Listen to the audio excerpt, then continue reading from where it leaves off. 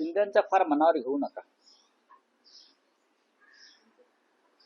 महापौर जर महायुतीचाच होणार वगैरे जर कोणी म्हणत असेल तर मग सौदेबाजी का सुरू आहे? सौदेबाजी का सुरू आहे? आणि नगरसेवकांना लपवून ठेवणं, इतरांचे फोडण्याचा प्रयत्न करणं, विकत घेण्याचा प्रयत्न करणं, आमिष दाखवणं, दहशत दाखवणं, फक्त मुंबई नाही इतर महानगरपालिका सुद्धा. तर मतदारांशी प्रतारणा करणार नाही याचा अर्थ असा असतो, एखादा नगरसेवक, एखादा आमदार, एखादा खासदार हा जर एखाद्या पक्षावर किंवा चिन्हावर निवडून आला असेल तर पुढली 5 वर्ष तो त्याच चिन्हावर त्याच पक्षात राहून त्याने काम करणं गरजेचं आहे.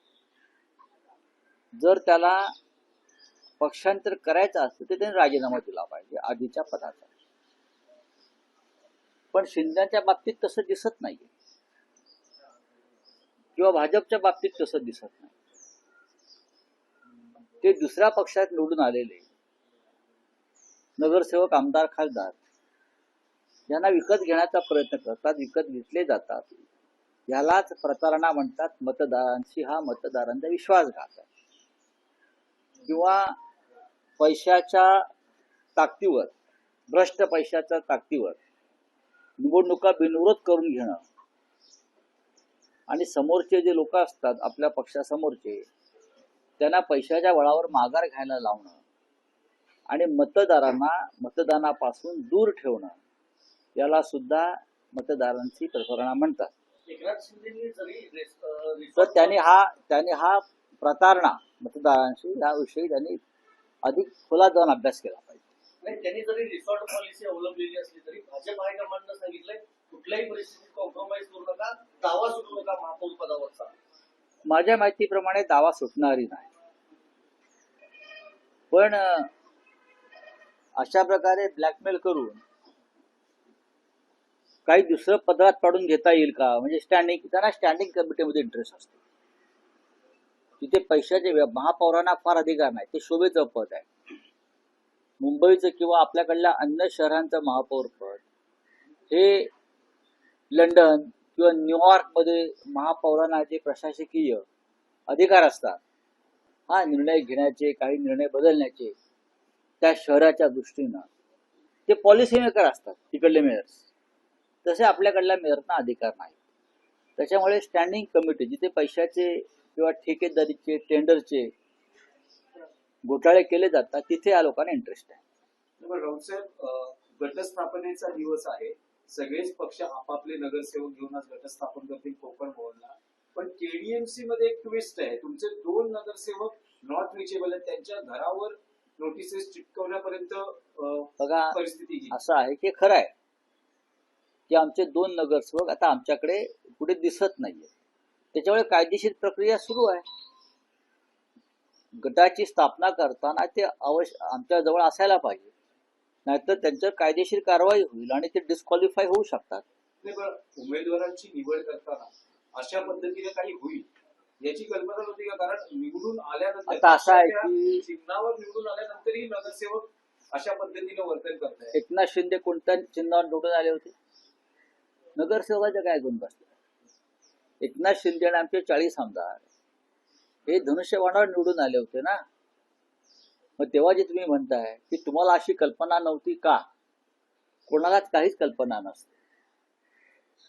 आपण विश्वास ठेवतो आपल्या माणसावरती, त्यांना उमेदवारी देतो, त्यांना ताकद देतो, त्यांना मोठं करतो आणि मग हे असे पक्षांतर करत असतात.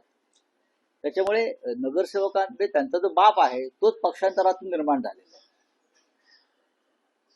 बरोबर. त्याच्यामुळे आता ह्यांच्यावरती काय विश्वास ठेवणार?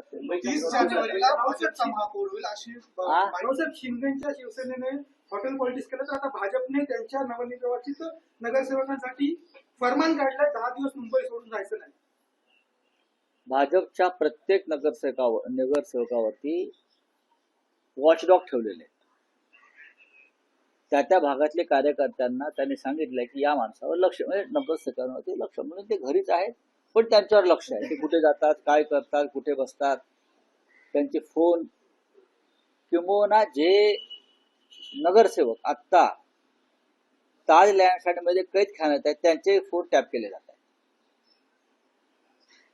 मी तुम्हाला सांगतो, जरी रश्मी शुक्ला नसल्या तरी प्रक्रिया तीच आहे. फोन टॅप केले जात आहेत, त्यांचे फोन टॅप केले जात आहेत. जे ताज लँडसेंटच्या कैदखान्यामध्ये बंद आहेत त्यांचे फोन टॅप केले जातात. भाजप आपल्या स्वतःच्याच नगरसेवकांचे फोन टॅप करत आहे. 30 जानेवारीला मी तुम्हाला कालच म्हणालो ना, राहुल शेवाळे दिल्लीत गेले. मी तुम्हाला कालच म्हणालो ना की दिल्लीतून चाव्या मारल्या जात आहेत म्हणून. तुम्ही ऐकलं असेल की मी असं म्हणालो की मुंबईचा महापौर कोणी दिल्लीतून ठरवलं जाईल. हे आतापर्यंत इतिहासात घडलं नव्हतं. नाही, राऊत साहेब, म्हणजे दिल्लीचा मुंबईचा महापौर ठरवण्यासाठी शिंदे गटाच्या नेत्यांना किंवा पुढाऱ्यांना जाऊन अमित शहाच्या पायाशी बसावं लागतंय. मी वारंवार सांगतो, महापौर मुंबईचा आहे, महाराष्ट्राचा आहे, आणि शिंदे आणि त्यांच्या लोकांना दिल्लीत चक्रा माराव्या लागत आहेत. हाच महाराष्ट्राचा अपमान आहे. नाही राऊत साहेब, दिल्लीऐवजी आता बदल आंतरराष्ट्रीय स्तरावर गेले. दावोस मध्ये सुरू आहे. मुंबईचा महापौर कोण होणार नाही, दावोसमध्ये गुंतवणूक मुख्यमंत्री दावोस मध्ये आहेत. उद्योगमंत्री शिंदेचे जे विश्वासू आहेत ते उदय सामंत दावोस मध्ये आहेत. एकनाथ शिंदे आणि मुख्यमंत्र्यांचं फोनवर बोलणं सुरू आहे. तर कदाचित दावोस मध्ये हा निर्णय होऊ शकतो. असं आहे की दावोसमध्ये गुंतवणुकीवर चर्चा कमी सुरू आहे आणि ते जे उद्योग मंत्री आणि मुख्यमंत्री यांच्यामध्ये मुंबईच्या महापौरावरच चर्चा सुरू असते. त्याच्यामुळे ह्या वेळेला मुंबईत महाराष्ट्रात गुंतवणूक कमी येणार आहे. कागदावरती असली तरी कमी येणार आहे, कारण सगळ्यांची गुंतवणूक ही मुंबई महानगरपालिकेच्या महापौर पदाच्या संदर्भात होते. 30 जानेवारीला भाजपचाच महापौर होतोय. तरी शिंदे गटाची इच्छा आहे तिला सुरून लागतोय. नाही तर कोणाच्या इच्छा कशा असतात आता मी सांगू शकत नाही ना. त्यांच्याकडे सध्या आकडा आहे, आकडा चर्चाच आहे बरं का. ते चौकार मारतील तर आम्ही षटकार मारू. चंद्रपूरमध्ये भाजप आणि ठाकरेंची सेना ही सत्ता स्थापन करते आणि तिथे ठाकरेंना महापौर पद मिळत आहे. तशीच परिस्थिती मुंबईत येऊ शकते. बघा, चंद्रपूरचा विषय अद्याप पूर्ण व्हायचा आहे आणि त्या संदर्भात अंतिम निर्णय झालेला नाही कोणत्याही प्रकारचा. नक्कीच आमच्याशिवाय तिथे महापौर कोणाचाही बसणार नाही, हे खरं आहे. एका बाजूला काँग्रेस आहे, दुसऱ्या बाजूला भारतीय जनता पक्ष आहे. स्थानिक विषय लक्षात घेऊन शिवसेना पक्षप्रमुख निर्णय घेतील. आज दिल्लीमध्ये राष्ट्रीय अध्यक्षपदाची प्रक्रिया चालू आहे. भाजपच्या राष्ट्रीय अध्यक्षपदाची त्यासाठी सगळे नेते दिल्लीत गेलेत. त्यांनी केंद्रीय नेतृत्वासमोर असं म्हटलेलं आहे की स्ट्राईक रेट भाजपचा कमी आला. एकनाथ शिंदे यांनी जास्त जागा लढल्यामुळं नुकसान झालं भाजपचं, असं थेट केंद्रीय नेतृत्वासमोर हा मांडलं. त्यांचा अंतर्गत प्रश्न आहे. महानगरपालिका निवडणुका संपलेल्या आहेत. निवडणुकांचं एक वर्तुळ पूर्ण झालेलं आहे, लोकसभा ते महानगरपालिका.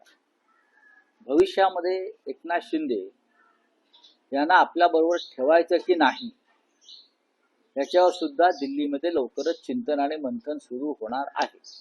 राऊत साहेब, जी सतत विरोधी पक्ष मागणी करत आलेला आहे की बॅलेट पेपरवर निवडणुका घ्याव्या. कर्नाटकमध्ये स्थानिक स्वराज्य संस्थांच्या निवडणुका या बॅलेट पेपरवर होतात. तेलंगणात झाल्या स्थानिक स्वराज्य संस्थांच्या निवडणुका बॅलेट पेपरवर झाल्या. राज्यातल्या निवडणुका कशा पद्धतीने घ्यायचा हा अधिकार राज्य निवडणूक आयोगाचा असतो आणि तेलंगणामध्ये भारतीय जनता पक्ष 5व्या क्रमांकावर गेला. कर्नाटकामध्ये सुद्धा या निवडणुका बॅलेट पेपरवरती होतील आणि तिथे यापेक्षा वेगळा निकाल लागण्याची शक्यता मला दिसत नाही. बदलली गेली आहे. कुठे? नाही, म्हणजे शाहीमध्ये घोटाळा होता ना.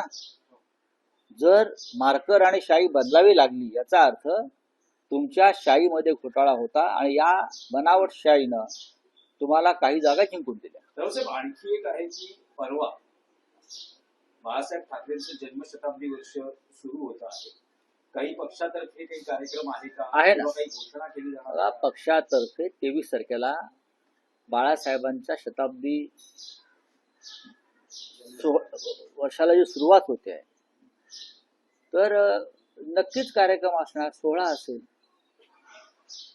फक्त जागा जी आहे ती आता दुपारपर्यंत बहुधा षण्मुखानंद हॉललाच हा कार्यक्रम होईल. शिवसेना आणि मनसे यांनी हा कार्यक्रम एकत्र करावा अशी आमची भूमिका आहे आणि त्या संदर्भात सन्माननीय राज ठाकरे महाराष्ट्र नवनिर्माण सेनेचे प्रमुख यांच्याशी आमची चर्चा झाली. शिवसेना आणि राष्ट्रवादी काँग्रेसमध्ये जी फूट पडली त्यानंतर चिन्ह तिकडे दिलं गेलं, त्या विरोधात तुमच्या ज्या याचिका दाखल आहेत त्याच्यावर उद्या सुनावणी होते. तुमच्या गटाला 3 तासांचा युक्तिवादाचा वेळ आहे, राष्ट्रवादीला म्हणजे अजित पवार आणि एकनाथ शिंदे यांच्या गटाला 2-2 तासाचा वेळ देण्यात आलेला. या सगळ्या संदर्भात काय ना, उद्या पाहू ना, तारीख पडते की देवतेचा अंतरात्मा जागा होतो. बरं का, आतला आवाज जो असतो ना तो जागा होतोय आणि संविधानाची किती बूज राखली जाते हे उद्या आम्हाला कळेल. न्यायाधीशांचं एकूण कल असं आहे की 2 दिवसात अंतिम सुनावणी पूर्ण ती चांगली गोष्ट आहे. निकाल चांगली गोष्ट आहे. आम्ही त्याचं स्वागत करतो. चिन्ह मिळेल असं वाटतं. 23 जानेवारी नाही, मी आता काहीच सांगत नाही. आम्हाला खरं म्हणजे आम्ही याचिका दाखल केल्यावरती पहिल्या 2 महिन्यात चिन्ह मिळायला पाहिजे. अत्यंत बेकायदेशीरपणे एकनाथ शिंदेच्या बेकायदेशीर पक्षाला 4 महत्वाच्या निवडणुका चिन्हावर लढू दिल्या. हे संविधान विरोधी आहे. बाळासाहेब ठाकरेंचा पक्ष बरं का कोणातरी आयऱ्या घराच्या हातात देणं हा महाराष्ट्राचा आणि मराठी माणसाचा अपमान आहे. त्यासाठी शिंदे गटाची सदस्य आज हे कोकण भवनला जाऊन करू द्या ना, ती एक प्रक्रिया आहे. आज करणार नाहीये ते या निकालाचा संदर्भ असतो त्यासाठी. नाही, बहुतेक ते भाजपमध्ये विलीन होणार असते. या निवडणुकीमध्ये गुजरातचा मुद्दा गाजला. त्याच्यानंतर सुद्धा पालघर जिल्हाधिकाऱ्यांनी गुजरातच्या पाट्या सूचना फलक गुजराती भाषेचा कळवळा अजूनही संपलेला दिसत नाही. हे गंभीर आहे आणि याच्यावरती आम्हाला एकत्र बसून सर्वच पक्षांना महाराष्ट्रातला विचार करावा लागेल की पालघर हा भाग महाराष्ट्राचा आहे की बुलेट ट्रेनच्या निमित्तानं वाढवण बंदराच्या निमित्तानं हा बाजूच्या राज्याला जोडला गेलाय. हा नकाशा एकदा महाराष्ट्राच्या मुख्यमंत्र्यांनी जाहीर करावा. 2004 पासून अनुसूचित जातीचा महापौर झाला नाही. सकारात्मक पद्धतीने आरक्षण सोडत झाल्यास भाजप शिवसेनेला अडचण येऊ शक्यता आहे, कारण का अनुसूचित जातीचे नगरसेवक ठाकरेंकडेच आहे. येऊ द्या ना, सोडत झाली का चले, हिंदी में क्या है कुछ. सर ये मेयर जो है पीजी में डिसाइड हो रहा है, इस बारे में क्या कहना है? ये पहली बार इतिहास में हो रहा है. इतिहास में पहली बार हो रहा है कि मुंबई का मेयर दिल्ली में अमित शाह डिसाइड करेंगे. भारतीय जनता पार्टी के हाईकमांड डिसाइड करेंगे. अब तक हमारी पूरी जिंदगी तो मुंबई में राजनीति में गई, हमने कभी देखा नहीं कि मुंबई का मेयर तय करने के लिए यहाँ के राजनीतिक दल, खास करके जो अपने आप को शिवसेना बताते हैं, एकनाथ शिंदे और उनके 40 लोग जो अपने आप को हम शिवसेना है असली, उनको दिल्ली में जाना पड़ रहा है झुक कर. ये शिवसेना है क्या? बाला साहब ठाकरे अगर होते तो उनको एक कान के नीचे लगाकर बाहर निकाल देते. ऐसी नौबत क्यों आ रही है सर? ये लाचार लोग हैं.